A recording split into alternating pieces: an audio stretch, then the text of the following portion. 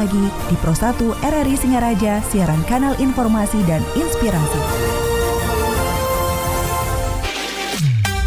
97,9 FM, 101,2 FM, dan AM 1080 kHz Pro 1 RRI Singaraja, kanal informasi dan inspirasi. Pro 1 RRI Singaraja, siaran kanal informasi dan inspirasi. Terima kasih pendengar, Anda masih bersama kami di frekuensi FM 97,9, 101,2 MHz dan AM 1080 kHz, atau Anda bisa dengarkan melalui RRI Digital dan Anda bisa simak atau saksikan melalui channel YouTube kami RRI Singaraja Official. Tentunya dalam dialog interaktif Hai Balik Ken. Kesempatan hari ini kita akan sharing seputar topiknya upaya Dinsos dorong program kesejahteraan sosial di Buleleng bersama narasumber yang telah hadir di studio, Kepala Dinas Sosial Kabupaten Buleleng Bapak Iputu Karyaman Putra SSMM. Selamat pagi Pak Kadis. Selamat pagi, Om Swastiastu. Ya, apa kabar Bapak?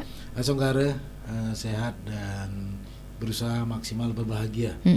Supaya masyarakat Buleleng semakin sejahtera. Ya, sesuai dengan topik kita pagi ini Pak ya.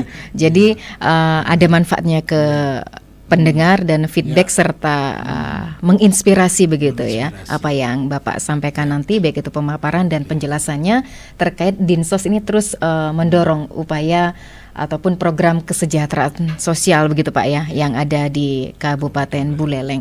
Ya, kira-kira program apa saja yang menjadi program Dinsos untuk mendukung yang namanya kesejahteraan sosial di Buleleng, Pak Kadis? Ya, terima kasih. Dalam kesempatan ini kami akan menyampaikan kegiatan-kegiatan kita menyongsong di pelaksanaan tahun 2024 yang tentu kita tetap berpedoman dengan tupoksi. Jadi tugas pokok fungsi kami di Dinas Sosial Kabupaten Buleleng diawali dari pasti berkaitan dengan perlindungan dan jaminan sosial. Yang kedua, pemberdayaan dan penanganan fakir miskin. Terakhir adalah di rehabilitasi sosial. Dari 3 poin ini kita di awal tahun kita maksimalkan internal dulu. Jadi sehebat apapun nanti kita program, kalau internal SDM kita belum kuat, belum canggih dengan dalam pelayanan, penanganan permasalahan, sehingga di awal tahun kami meminta kepada SDM Dinsos untuk membuat makalah yang berisi berkaitan dengan apa yang dihadapi di tahun 2023 dan solusi apa yang ditawarkan sampai terakhir inovasi yang bisa diberikan sehingga kami semakin kuat dalam hal pelayanan. Itu SDM dulu, internal dulu kita perkuat. Caranya mereka satu persatu tiap hari ke depan menyampaikan kepada semua staf di apel pagi. Dia menyampaikan semua apa yang menjadi kendala mereka, apa yang sudah dilakukan, solusi apa yang sudah diambil, dan kiranya apa yang bisa ditawarkan dari inovasi. Ini untuk memperkuat mereka, tidak hanya di bidang sendiri, tapi tahu juga di bidang-bidang yang lain. Karena masyarakat pasti tidak bertanya, saudara ditugaskan di bidang apa, tidak. Pasti dia akan mempertanyakan apa yang menjadi keluhannya. Harapannya nanti mampu dia memberikan penjelasan secara maksimal. Itu kita perkuat SDM. Yang kedua, kita perkuat SDM Kemensos, yaitu pendamping PKH. Jadi di awal ini sekarang sedang berproses juga. Setiap jam 1 kita undang pendamping PKH se-Kabupaten Buleleng, per kecamatan, per desa. Kita undang, kita ajak langsung ke koordinasi, penguatan, sekaligus mengecek program yang sudah disalurkan. Dan selanjutnya program 2024 seperti apa yang bisa kita berikan kepada masyarakat Kabupaten Buleleng, khususnya yang ada di DTKS. Caranya adalah mengadakan pengecekan DTKS melalui aplikasi SIGNG yang sudah disiapkan. Jadi mereka datang sudah bawa laptop untuk bekerja langsung ngecek. Jadi apakah di sana di DTKS yang penerima program masih layak apa tidak? Nah, yang kedua, ada DTKS yang non program. Nah, itu langkah yang segera kita eksekusi. Yang terakhir adalah miskin tercecer. Warga masyarakat yang tidak ada di DTKS tapi diketemukan di masyarakat belum memiliki program atau mendapatkan tersentuh program, baik itu masuk DDKS, program JKN, PK, BPMT, itu yang mereka bawa. Sehingga kita semakin mengetahui, mulai kita mempersiapkan perencanaan itu. Ya, penguatan ini sangat penting supaya nanti kita melaksanakan kegiatan berdasarkan data yang valid. Jadi tidak serta-merta hanya usulan tanpa belum diperipali. Nah, penguatan peripali inilah yang sedang kita lakukan. Yang ketiga, kita memperkuat pilar-pilar sosial kita. Karang Taruna kita perkuat, ada di situ ada PSM, ada Tagana, LKSA. Kita mulai di awal tahunnya harus menggandeng mereka supaya nanti program kita lebih cepat disampaikan, direalisasikan sampai diketahui lah maksud tujuan kita nih ngapain sih dinas sosial ini, hanya menghitungan gepeng, enggak. Ada yang lebih prinsip adalah mensejahterakan masyarakat Kabupaten Buleleng melalui program-program. Yang sering kita lakukan, terus kita bergerak adalah asesmen home visit Dinsos Hadir GCD. Jadi kami setiap hari harus turun langsung ke masyarakat, tidak hanya berdasarkan laporan, tapi di mana kita mendengar ataupun melihat, kita langsung turun. Jangan sampai baru viral baru kita turun, kita redam, bukan begitu. Setiap ada gejala, kita bisa lihat di medsos, ada informasi, kita langsung turun. Ya, itu yang sering dijumpai permasalahannya seperti apa, Pak Kadis? Ini permasalahan yang sering kita temukan itu hanya dua. Satu, memang betul-betul mereka itu belum tersentuh, baik itu di data, di program maupun dan layak, benar, kriteria masuk, tingkat kelayakannya sudah semestinya dapat program, tapi belum tersentuh. Itu yang satu. Yang kedua, mindset mereka yang sudah mampu tapi bantuannya tidak turun. Nah, dia menganggap bantuan itu menjadi haknya. Sehingga kita harus menjelaskan kepada mereka bahwa bantuan itu harus ditentukan tingkat kelayakan, hasil verifikasi, validasi sesuai dengan kriteria. Jadi kadang-kadang ini masyarakat sudah keenakan dia mendapatkan bantuan, ada PKH, ada BPMT, ada KIS dan sebagainya, tapi pada saat dia sakit namun nggak dipakai karena dia malu. Nah, itulah dua permasalahan ini yang menjadi konsentrasi kita. Nah, sehingga di tahun 2024 kita perkuat dulu dalam minggu-minggu ini, sehingga kalau sudah siap untuk kita realisasikan sesuai dengan DPA anggaran tahun 2024, kita tinggal merealisasikan program-program ataupun yang sudah masuk teranggarkan, seperti program BSU, bantuan sosial uang. Tahun 2023 ini sangat membantu meringankan beban bagi warga miskin ekstrim. Itu terpenuhinya kebutuhan dasarnya, tidak hanya berupa sembako, PKH, BPMT, tapi juga didukung dengan pendapatannya. Kita berikan pendapatannya, karena menyelesaikan masalah kemiskinan itu kan hanya dua: memberikan bantuan, mengurangi pengeluarannya, itu memberikan bantuan. Itu aja. Jadi mengurangi pengeluarannya seperti apa? Kita berikan apa yang jadi kebutuhan dasarnya, jadi kesehatannya dan sebagainya. Nah, yang kedua, kita memberikan BSU kepada disabilitas yang belum dapat program. Itu BSU selama 8 bulan. Itu perekonomian mereka harapannya lebih meningkat lah dengan adanya pendapatan seperti itu.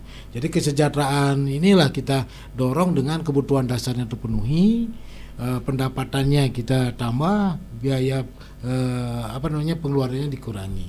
Itu menjadi konsep dasar kita, sehingga dalam pelaksanaan kegiatan ini, jadi kita betul-betul melaksanakan tugas itu sudah sesuai apa yang menjadi kebutuhan mereka. Caranya adalah kembali di data dulu yang benar.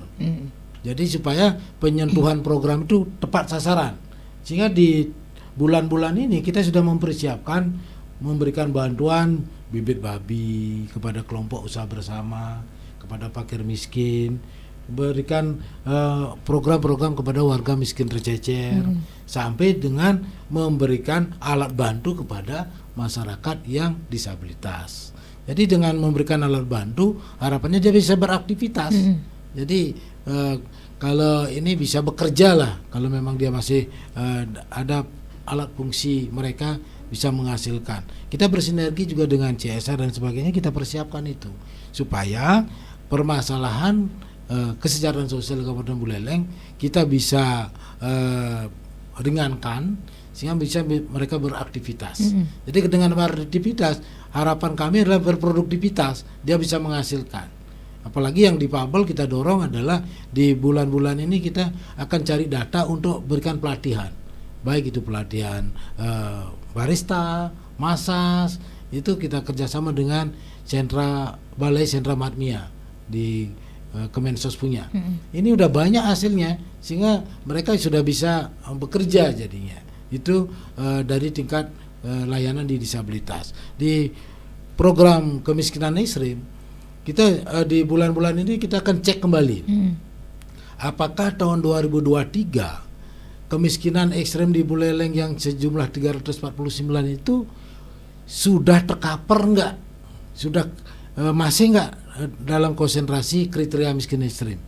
Nah, kita akan sudah siapkan sama pendamping Google Form, mengisi nanti form-form yang sudah kita siapkan sampai dengan narasinya bagaimana perkembangan setelah diberikan program di tahun 2023. Harapannya adalah mereka sudah mulai keluar dari kemiskinan ekstrim, betul-betul keluar, karena didukung penuh dengan OPD yang lain. Seperti kalau sanitasinya nggak ada, sudah diberikan sanitasi. Rumahnya nggak layak juga sudah diberikan. Nah, itu hasil kerja kolaborasi di tahun 2023. Ini sebenarnya mendukung penuh bagaimana peningkatan kesejahteraan masyarakat, khususnya dari miskin ekstrim ke kategori yang lebih baik lagi. Itu yang sedang kita kerjakan. Di samping itu kita betul-betul terkonsentrasi tidak hanya di kemiskinan ekstrim, tapi warga yang tercecer. Ini bisa jadi belum tersentuh oleh pemerintah desa, atau memang dia aksesnya dia tidak memiliki. Nah, itu antisipasinya seperti apa Pak Kadis? Itulah pentingnya kami bersama SDM, perkuat SDM internal dan SDM dari Kemensos PKH ini. Karena pendamping kita termasuk TKSK setiap hari dia kan mengikuti kegiatan pekerjaan kesehariannya memang di masyarakat. Jadi sama dengan kami, tiap hari turun home visit assessment, tanpa kita sadari kita akan menemukan warga masyarakat yang tanpa akses itu. Apakah kita lihat dalam perjalanan ada sepertinya fakir miskin, tidak mampu, disabilitas, kita turun langsung. Kita tanya apa yang sudah mereka dapatkan. Kita kalau dia punya sudah ada langsung kakaknya, kita bisa foto, bisa cek apakah benar dia belum tersentuh program. Jadi mereka karena tidak kenal dengan perangkat desa, jauh dari rumah dengan desanya itu. Karena kita dengan teman-teman kan setiap hari di Insosadari kita turun untuk mensosialisasikan, sekaligus kita memanggil mereka untuk kita input di aplikasi SIGNG. Yang kedua, kalau kita ketemukan orang mampu tapi masuk ke DTKS dapat program, ya kita kerjasama dengan desa untuk mengeksekusi. Kalau mereka nggak mau, kami yang mengambil alih. Ya, jadi kan bisa jadi karena di tingkat desa ada kepentingan pribadi, kelompok, politik, nggak mau dia ngeluarin. Nah, itu permasalahannya. Kita kalau ini dibiarkan, dia secara mandiri nggak mau keluar dari program, ya kita yang ngeluarin. Nah, ini yang diberikan kewenangan penuh sama Kemensos, sehingga bisa kita buktikan DTKS waktu di Januari 2023 itu sejumlah 343.400 jiwa. Nah, kakaknya itu 112.769 kakak. Kami pemutahiran, kita turun, kita cek, kita langsung eksekusi, terus menurun sampai dengan Desember kemarin itu sudah di posisi 211.624 jiwa atau 68.834 kakak. Penurunannya ini bisa dikatakan hampir berapa? 130-an. Dan mulai dari kemarin kami minta kepada tim kita terus mengadakan pemutahiran agar angka di DTKS ini hampir sama dengan penerima program. Karena penerima program di Kabupaten Buleleng Untuk PKH itu 27.098 keluarga. BPMT itu ada 42.323 keluarga. Itu keluarga bukan jiwa. Kalau dikalikan jiwa itu rata-rata semestinya di angka hampir di 160.000. Jadi DTKS kita di 211. Masih error nih, masih banyak yang perlu kita perbaiki. Mengingat jumlah kemiskinan di Buleleng kan 41.680. Nah, itu jiwa. Nah, DTKS kita masih tinggi. Kalau itu dikalikan sesuai dengan kriteria, dikalikan 3,7 itu di angka 156.000. Nah, disinilah kita bekerja, sementara masih banyak yang tercecer. Kita bersihkan DTKS, kita bersihkan penerima program, kita bersihkan betul-betul data itu sehingga sesuai dengan kenyataan. Agar tidak ada kecemburuan. Permasalahannya kan di situ. Yang nerima begitu bangga padahal dia sudah mampu. Sementara ada di luaran, di keluarganya, di tetangganya yang lebih layak malah nggak dapat. Nah, ini di mana ya mesti diperbaiki Pak Kadis? Ya. Jadi kita yang pertama kita mendorong kepada desa untuk mengadakan musdes. Setiap bulan Permensos 3 2021 desa kelurahan wajib mengadakan pemutahiran data dengan musyawarah desa. Sehingga buka dulu BNBA-nya, BNB address-nya. Si A ini layak apa enggak? Nah, sebenarnya kalau sudah enggak layak langsung didorong di aplikasi SIKNJ oleh operator desa. Disinilah masih ada keraguan. Yang kedua, nah masyarakat tidak aktif dia. Tidak aktifnya kenapa? Orang yang tidak dapat program, sepanjang dia tidak ada yang mengusulkan, dia diam aja juga. Nah, disinilah kita pakai istilah, yuk buat program usul sanggah. Silakan mengusulkan, kami akan cek tingkat kelayakannya. Silakan menyanggah kalau tidak sesuai dengan kriteria. Karena masih banyak yang mampu dapat program, silakan sanggah. Kita kan tidak mungkin dari 148 desa kelurahan tiap hari keliling, itu kan tidak mungkin. Tapi didukung penuh oleh anggaplah pemerhati sosial. Siapapun boleh mengusulkan menyanggah itu supaya semakin bagus datanya, semakin tepat sasaran. Itu yang terus kita minta kepada masyarakat sehingga posisi kita semakin bagus di angka maupun penerima program. Kalau kita lihat di sini banyak sekali ada di data tapi non program. Ini saya curiganya ini sengaja diusulin saja masuk ke DTKS. Mungkin di luar PNS, TNI, Polri, yuk masukkan aja. Itu yang kita ketemukan. Sehingga kita sedang membersihkan. Di tahun 2023 dari 148.397 ada di DTKS tapi tidak dapat program. Nah, itu lumayan banyak ya Pak Kadis yang nominalnya. Nih, nah, ini itu terdeteksi di desa mana saja Pak Kadis dari 148 desa? Semua desa ada. Sehingga dengan sendirinya kami bersama tim kita bersihkan, terus kita bersihkan. Sehingga posisi sekarang tinggal 32.930. Lumayan kan? Sampai 115.000 kita exit tuh. Nah, di bulan ini kita bersihkan lagi nih 32.000 nih. Semestinya yang ada di sana paling warga masyarakat disabilitas yang betul-betul non program. Ada juga program permakanan. Ada juga yang IAPI. IAPI itu yang yatim piatu. Tapi dia nggak dapat PKH BPMT. Di situ paling banter itu dianggaplah 5.000 aja udah banyak. Nah, kalau ini kita bersihkan, kita dorong yang disabilitas ini masuk PKH, dapat PKH, BPMT. Semestinya DTKS non program ini nol ini.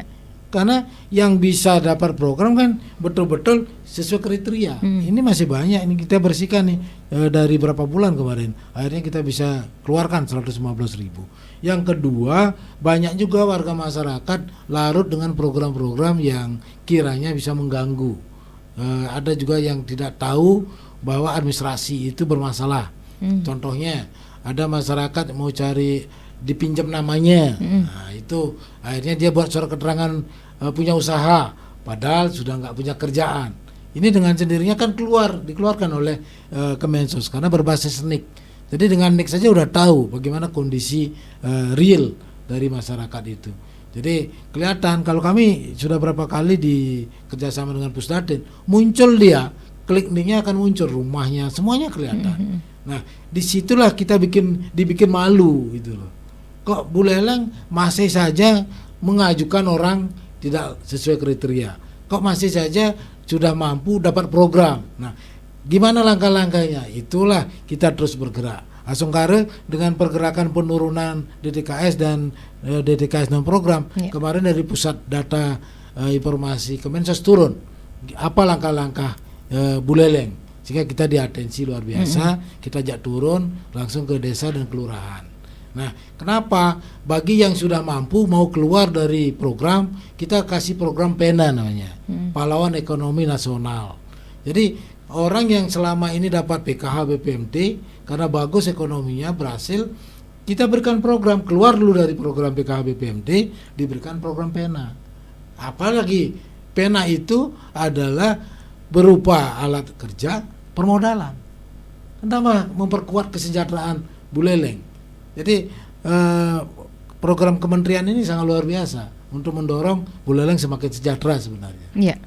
Ya, dan itu memang sudah semua programnya tepat sasaran begitu ya Pak Kadis ya.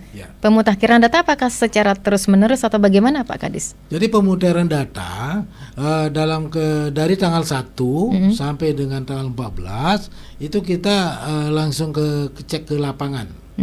Jadi pendamping PKH turun dia sambil pertemuan kelompok yang mengecek mulai tanggal 15 sampai dengan H-1 akhir bulan itu wajib menginput di aplikasi SIG-NG. Jadi hasil-hasil itu kita contoh nih, nggak layak nih, ini layak nih. Nah, dari tanggal 15 dibukalah aplikasi itu untuk menginput tingkat kelayakan itu. Sebenarnya desa dan kelurahan dengan operator desanya itu langkah-langkah itu yang dilakukan. Nah, di sini karena mungkin belum maksimal, kita yang langsung dampingi, kita langsung mengeksekusi. Untuk mempercepat ini, harapannya kita akan menarik yang tercecer ini, apalagi ada yang kemiskinan ekstrim, belum DTKS, belum PK, BPMT, itu kita tuntaskan. Jadi setiap ada orang tercecer, kita langsung berikan program JKN-nya dulu, KIS APBD-nya, supaya dia lebih ringan. Suatu ketika sakit ataupun berobat itu nggak pakai biaya. Jadi setiap kita ketemukan warga yang belum tersentuh program, langsung kita aktifkan KIS-nya, kita daftarkan KIS-nya, karena nggak pakai lama, 15 menit 20 menit udah aktif, udah. Apalagi diketemukan di puskesmas ini, kok ada orang kelihatannya fakir miskin kok bayar. Di situ harapan kami dari pihak puskesmas ngimpo ke kita, ini loh Pak, dia bayar, berarti kita harus segera diatensi. Kalau selama ini ada yang nggak punya jaminan kesehatan tapi opname, oke, kita udah biasa itu. Ini masalahnya yang tidak punya akses, tidak pernah keluar, bahkan dalam kondisi sakit. Nah, inilah yang perlu kita bersama-sama home visitnya itu, agar mereka minimal dapat JKN, KIS APBD. Itu langkah pertama. Langkah kedua, di setiap tanggal 15 kita input dia ke aplikasi SIG-NG, masuk ke DTKS, kita usulkan program PKH dan BPMT. Kedepannya kalau sudah turun, kami yakin kebutuhan dasarnya terpenuhi. Seperti itu. Oke, ya target-target Bapak untuk tahun ini seperti apa Pak? Karena tadi banyak juga kendala ditemukan di tahun 2023. Jadi target yang pertama adalah kita harus punya data yang semakin bersih. Dari angka sekarang di posisi 211.624 jiwa atau 68.834 KK DTKS kita, sampai bulan Maret kami harus di angka 180. Itu dulu. Berikutnya 3 bulan berikutnya kami harus di angka 160. Sambil terus mengadakan peripali, pengecekan lagi, mengambil, menginput dan sebagainya. Itu yang pertama. Yang kedua, penuntasan kemiskinan ekstrim. Penuntasan kemiskinan ekstrim, kami masih ada beberapa yang belum dapat program kementerian. Itu target kami di bulan-bulan ini harus masuk dia, PKH, BPMT. Kalau DTKS sudah, kalau JKN juga sudah. Itu sekitar 159 jiwa. Itu kita targetnya di bulan-bulan ini harus terpenuhi. Itu kita bermain nggak tahu nih target 3 bulan. Saya nggak target setahun, 3 bulan untuk mempermudah evaluasinya. Yang ketiga adalah menginput miskin tercecer. Sekarang di posisi 175 keluarga itu miskin tercecernya. Kita harus dorong mereka ke JKN KIS sudah, DTKS, PKH, BPMT. Itu miskin ekstrem terselesaikan, miskin tercecer kita dorong lagi. Dan kita target yang berikutnya adalah bagaimana peran serta masyarakat untuk segera cepat membantu kami yang tercecer, yang program yang tidak tepat sasaran. Itu 3 bulannya harus ada penurunan. Karena apa? Dari penerima BPMT yang 42.000 kami tidak percaya maksimal. Karena apa? Di situ ada kami ragukan di BPMT murni adalah sekitar di sini berapa nih? Ntar lu. Dari 42.000 penerima BPMT yang murninya itu sejumlah 20.353. Ini harus betul-betul cek kebenarannya. Karena saya ragu di sini. Ragunya setiap ada penyaluran kita lihat mereka kebanyakan nggak layak. Dari casingnya, dari bawaannya, dari asetnya yang dia bawa. Ada pakai mobil motor NMAX, ada yang pakai mobil, ada dari casing mukanya dan sebagainya. Jadi di sini kami sedang kejar 20 ribuan ini supaya betul-betul semakin mendekati program. Itu yang BPMT murni. Beda dengan PKH. Kalau PKH itu ada pertemuan setiap bulan. Jadi kita tahu orang itu masih layak apa tidak. Sementara BPMT murni nggak pernah ketemu kita. Ya, itu operatornya memang beda-beda ya Pak Kadis ya? Itu operatornya di Kemensos memang jadi satu, tapi dalam penyaluran program itu berbeda. PKH ada PKH dan irisan BPMT, ada BPMT murni. Ini SP2D-nya anggarannya berbeda. Jadi PKH irisan BPMT ada pertemuannya dia tiap bulan. BPMT yang keseluruhan nggak ada pernah ketemu kita. Tapi nama turun langsung dari Kemensos. Jadi BNBA dari Kemensos ini tanpa kita tahu orangnya. Inilah tugas kita untuk betul-betul mengecek. Lumayan banyak nih. Nah, harapannya di bulan-bulan berikut angka 20 ini semakin menipis. Sehingga kita bisa mengimport yang tercecer. Nah, itu. Kan lumayan nih, berat tugasnya nih teman-teman kita. Untuk bener nggak 20.000 berapa tadi 353 masih layak untuk menerima BPMT. BPMT itu adalah bantuan pangan non tunai yang bisa diambil berupa sembako di masing-masing e-warung.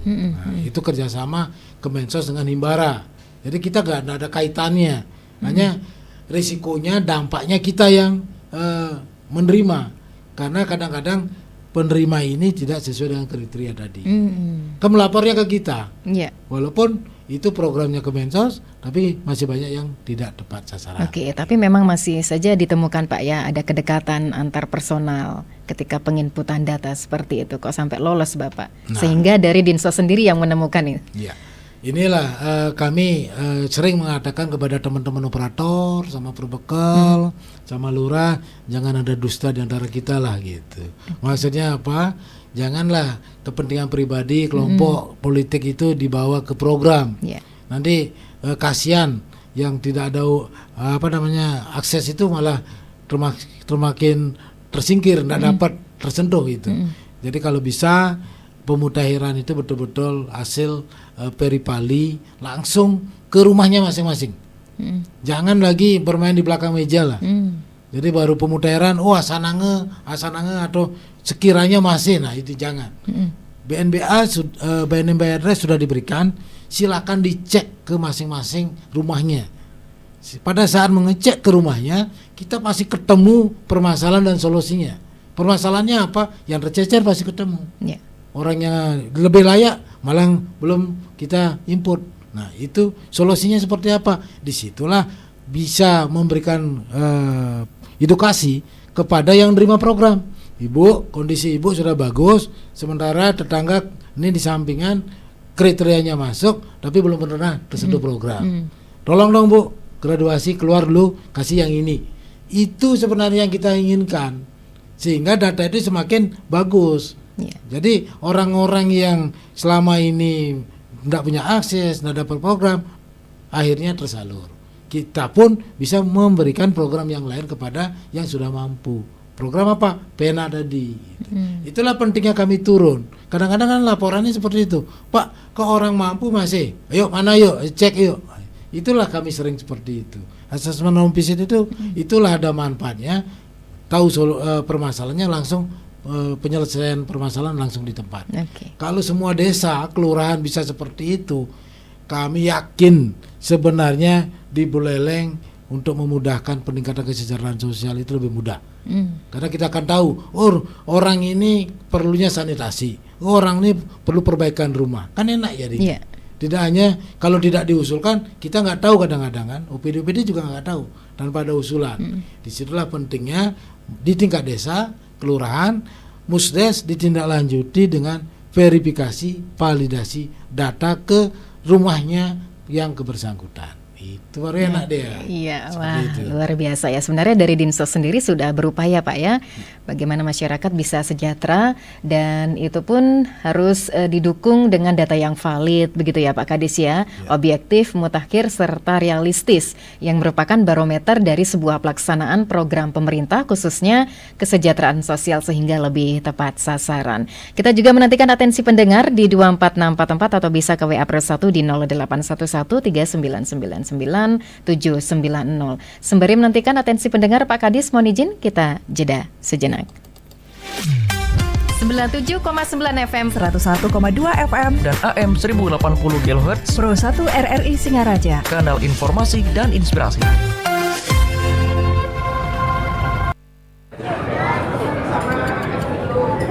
Erika, udah nyiapin materi buat meeting ntar? Udah dong, mau lihat? Boleh dong. Semalam gue habis meeting sama klien sampai malam nih, capek banget. Boleh, tapi traktir makan ya. Gampang itu sih, pesan makan sana. Asik, simbiosis mutualisme emang kita ini. Ya udah, gue pesen makan ya, tapi ntar lo yang bayar. Iya, bawel. Dar, serius amat ngerjainnya. Ini nih materi meeting ntar, belum sempat gue kerjain. Lo udah? Belum, males biarin aja. Lagian Erika pas udah bikin kan? Dasar, males lu. Lo gak lihat ada yang beda dari penampilan gue, Din? Coba-coba gue perhatiin. Rambut kayaknya masih sama sih kayak kemarin. Hidung juga sama. Emang ada yang beda ya? Gak peka deh lo. Jiwa Sosialita. Novita Lisa sebagai Laras, Winda Dwi Astuti sebagai Dinda, Erinda Marlita sebagai Erika, Marisa. Bencana sosial adalah peristiwa atau serangkaian peristiwa yang diakibatkan oleh manusia, meliputi kerusuhan, konflik sosial antar kelompok atau antar komunitas masyarakat, dan teror. Kemajemukan bangsa dan beragam etnis, bahasa, budaya, dan agama, perbedaan pendapat, sudut pandang, serta fanatisme dapat menimbulkan kerawanan sosial. Apabila tidak mampu diredam dan dikelola dengan semangat kebinekaan, dapat mengganggu keamanan, kehidupan sosial, ekonomi, dan stabilitas negara. Beberapa upaya mitigasi bencana sosial diantaranya menumbuhkan kesabaran diri dan menerapkan Pancasila dalam kehidupan berbangsa dan bernegara. Mengaktifkan peran serta orang tua dan lembaga pendidikan untuk mencegah terjadinya tindakan kriminal. Menjaga kelestarian dan kelangsungan nilai norma dalam masyarakat sejak dini melalui pendidikan multikultural. Memberikan pengamanan terhadap objek-objek vital di lokasi-lokasi strategis. Mengenakan sanksi hukum yang tegas dan adil kepada para pelaku kriminalitas. Jika berada pada posisi yang dirugikan, dapat menempuh jalur hukum dengan melapor kepada pihak terkait dan menerima semua proses jalur hukum dengan segala keputusannya.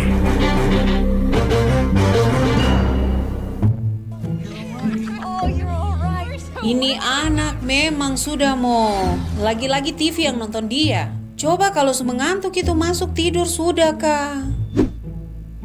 Ya ampun, Susi yang terang ini tapi lampu masih menyala kah? Anak-anak ini memang sudah mau. Don tidak ada di kamar tapi kasih biar lampu menyala. AC juga dong kasih biar hidup. Padahal depo orang tidak ada. 3 weeks later.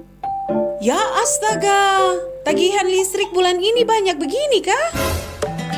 Waduh, jadi pusing kan kalau kejadiannya seperti ini? Coba saja kalau kita menerapkan perilaku hemat energi. Hal seperti ini mungkin tidak terjadi. Dengan hemat energi, kita telah lindungi bumi dari pemanasan global.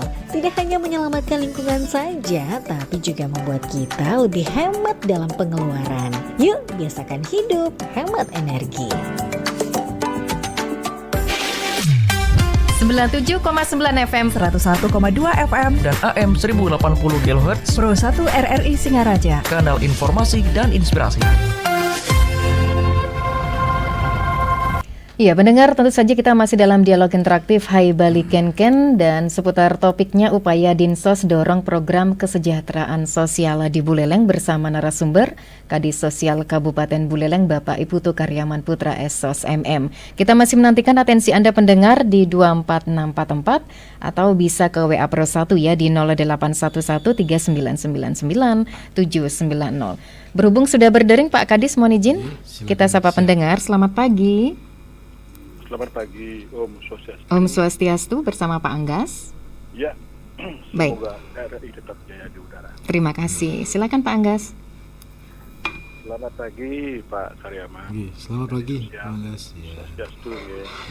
Semoga sehat selalu Bapak dalam membantu tugas, sukses selalu ya.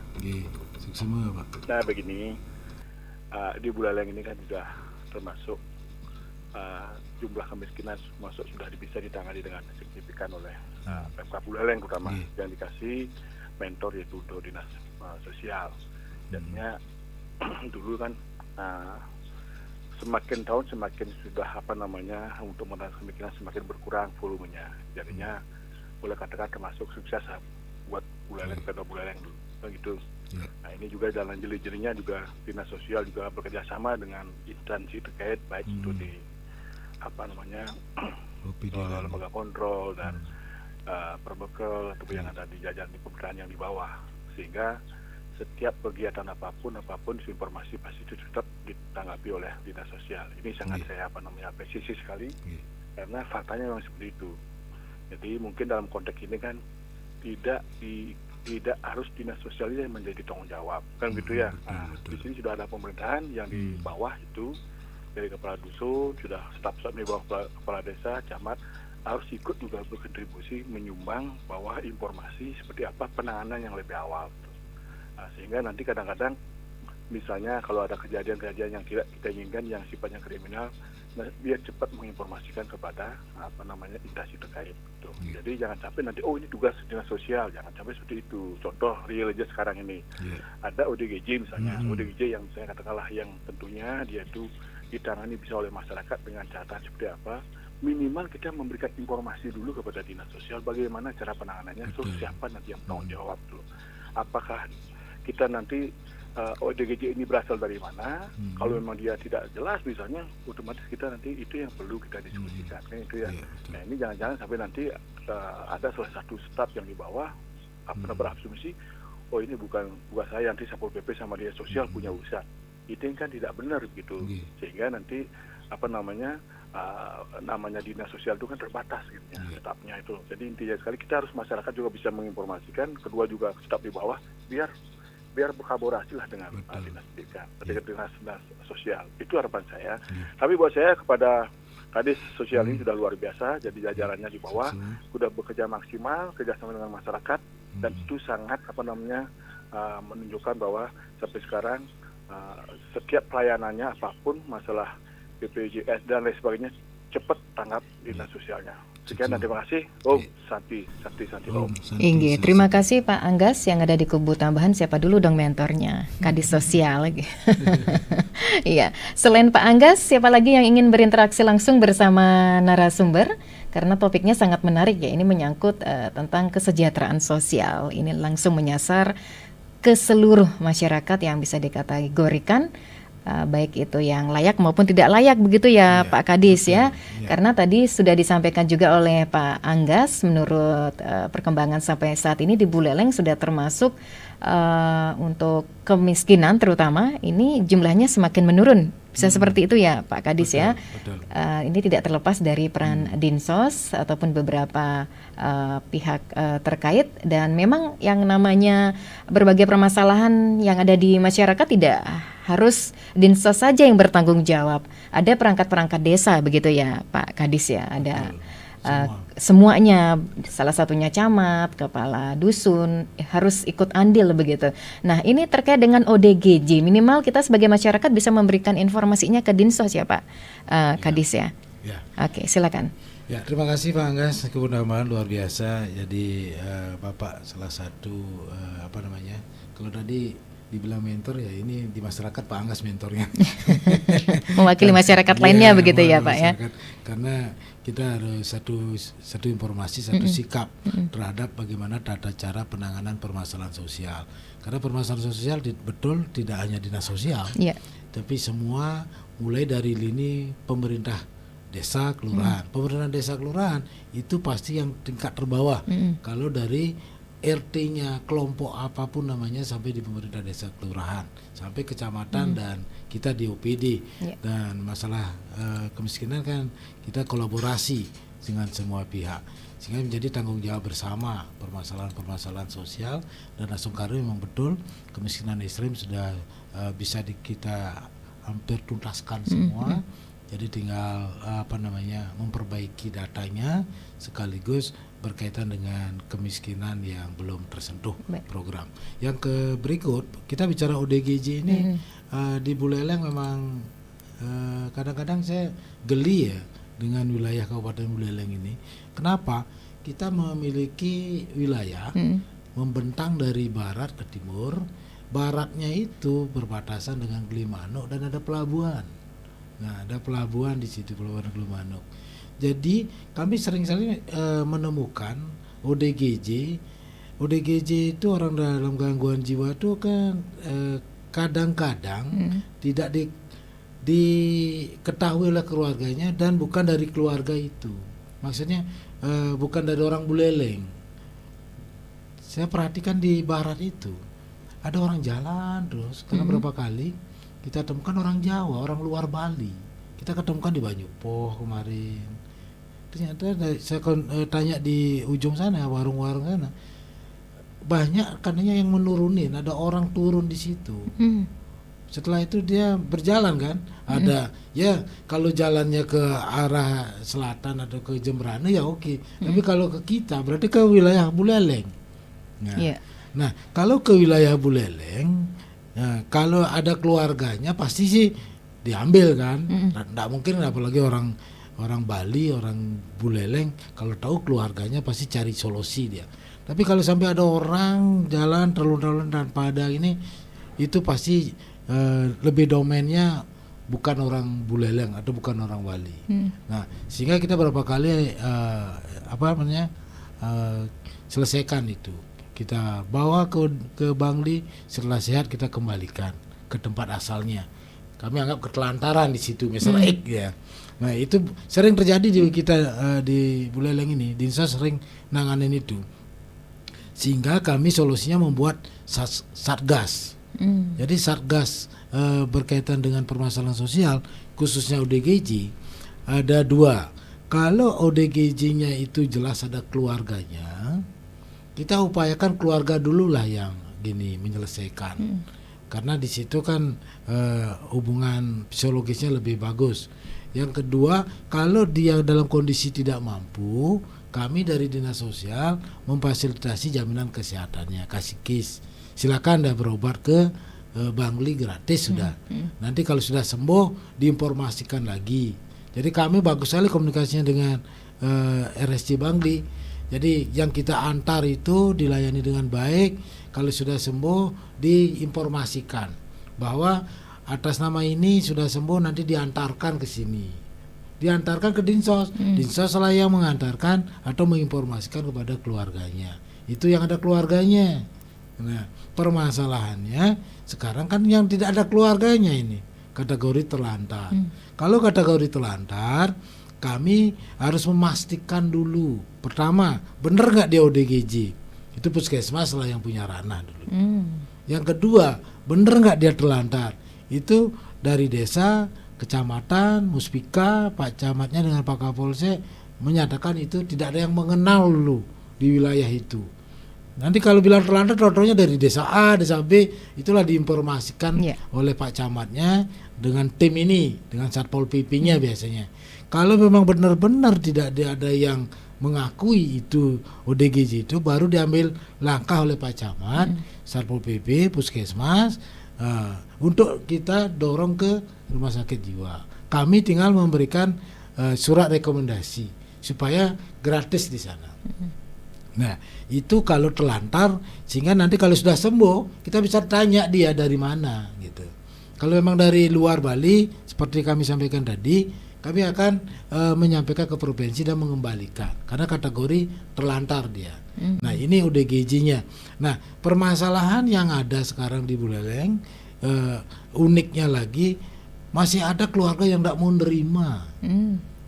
Iya. Tapi jelek mulai kan untuk keluarga. Tolong dah melalui media RRI sekarang kami sampaikan permasalahan kami ada yang terakhir adalah ada warga keluarga yang tidak menerima tentang keberadaan ODGJ padahal sudah sembuh, tidak diterima. Ini kan perlu tenaga tambahan lagi kami harus memotivasi keluarganya dan sebagainya supaya tidak menerima. Nah, yang kedua, ada ODGJ yang sudah sembuh atau hampir sembuh itu nggak punya rumah. Ayo dibawa kemana? Seperti ada salah satu ODGJ saya ketemukan di pantai dulu di daerah barat. Nah, memang nggak punya rumah dia karena keluarganya udah pada kawin dan sebagainya. Nggak punya rumah. Akhirnya kami titip lagi di Panti Jompo. Nah, itu karena kita belum kondisi Buleleng belum punya rumah singgah lah.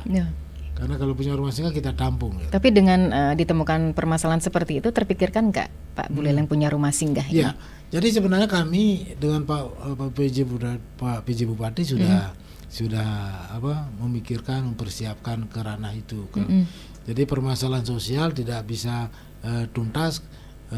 Salah satunya adalah punya rumah singgah, kan seperti itu. Jadi ada orang telantar, ada gepeng, ODGJ, termasuk juga korban-korban persetubuhan, pemerkosaan, banyak sebenarnya. Jadi langkah-langkah itu memang wajib kita punya rumah singgah, rumah aman, supaya nanti kita lebih permasalahan ini terkurangi. Jadi orang ketelantarannya, kalau kami selama ini kan, kalau seperti anak-anak pang modelnya, itu ngamen, tidak jelas dari mana, itu kita ambil, kita kembalikan lagi ke tempat asalnya dengan biaya yang harus kita tanggung. Biasa kan gitu. Kalau gepeng sudah biasa. Semakin hari sekarang udah semakin bersih lah gepengnya. Enggak banyak-banyak. Kalaupun ini udah kita selesaikan. Itu enggak terlalu gini ya, karena mindset aja. Kalau gepeng itu pun dari Karangasem udah itu saja orangnya. Tapi yang kita bicara ODGJ perlu kolaborasi. Dengan tim, ada tim Satgas nih di kecamatan, sehingga permasalahan ODGJ yang terlantar itu enggak ada solusinya. Yang ada keluarga juga kami dorong, kita motivasi sehingga dalam kesempatan ini kalau ada keluarga yang memiliki keluarga ODGJ sebenarnya bisa diobati secara berkesinambungan. Karena apa? Kalau tidak mampu kita berikan case sehingga obatnya tidak boleh putus. Kalau putus atau tidak ada perhatian akhirnya kambuh lagi.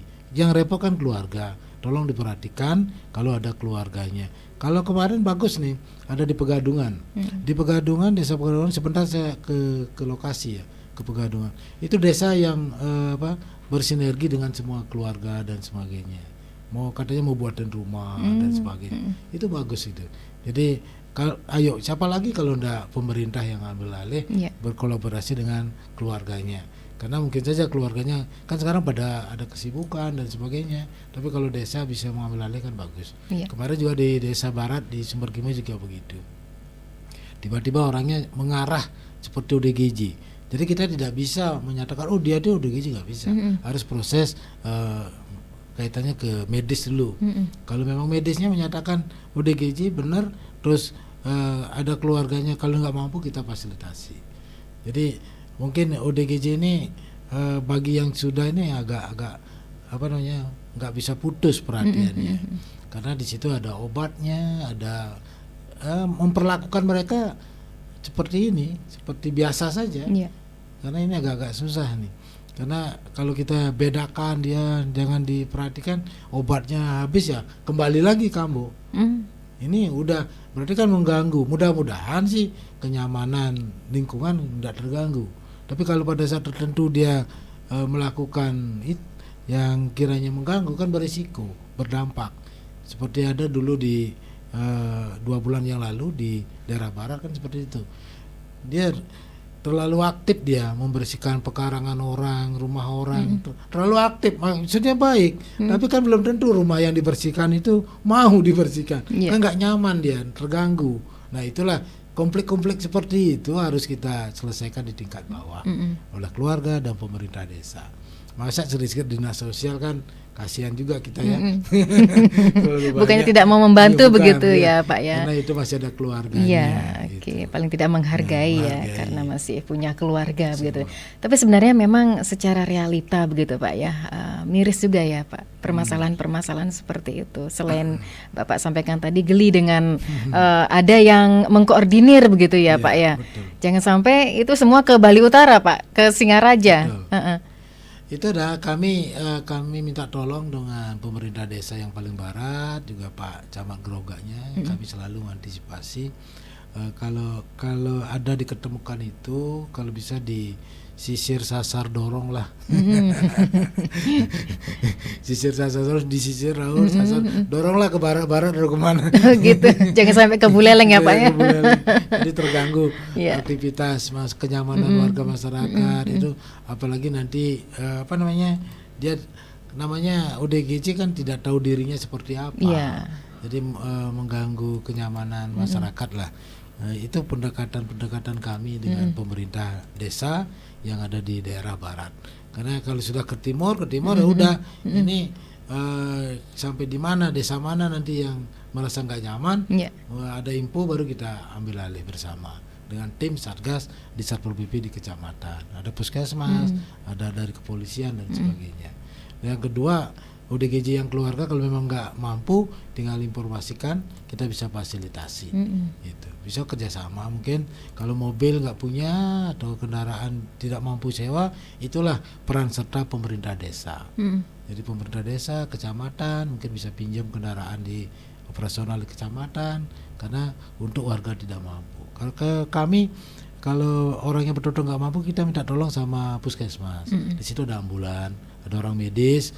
Jadi diberikan obat sebelum berangkat, disuntik dulu. Ya, jangan sampai dalam perjalanan ngamuk. Ya, kasihan, berisiko itu. Jadi sampai segitunya kita harus SOP-nya kita sampaikan supaya walaupun ada keluarganya, tapi kalau berisiko kita minta tolong sama puskesmas. Di situ ada ambulan dan medisnya.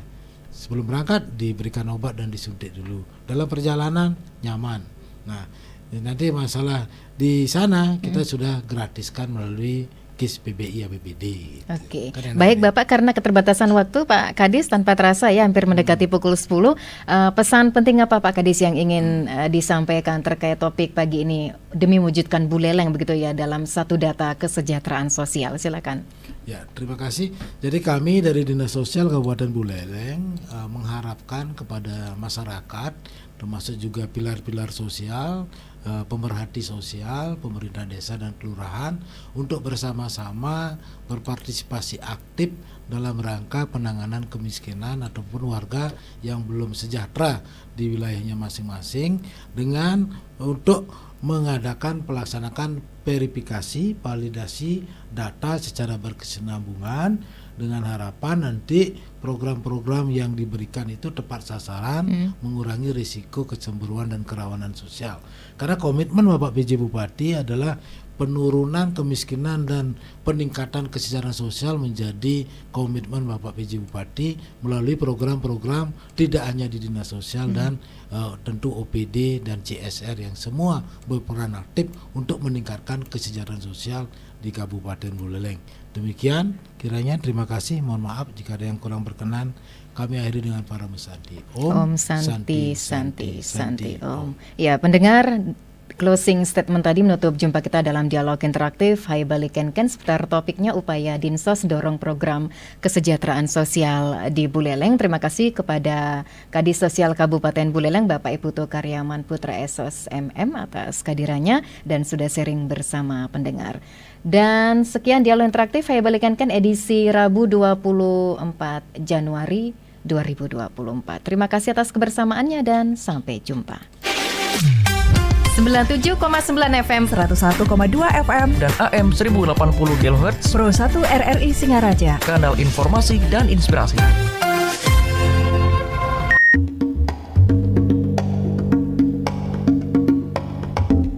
Pasangan calon presiden dan wakil presiden nomor urut 2, Prabowo Subianto dan Gibran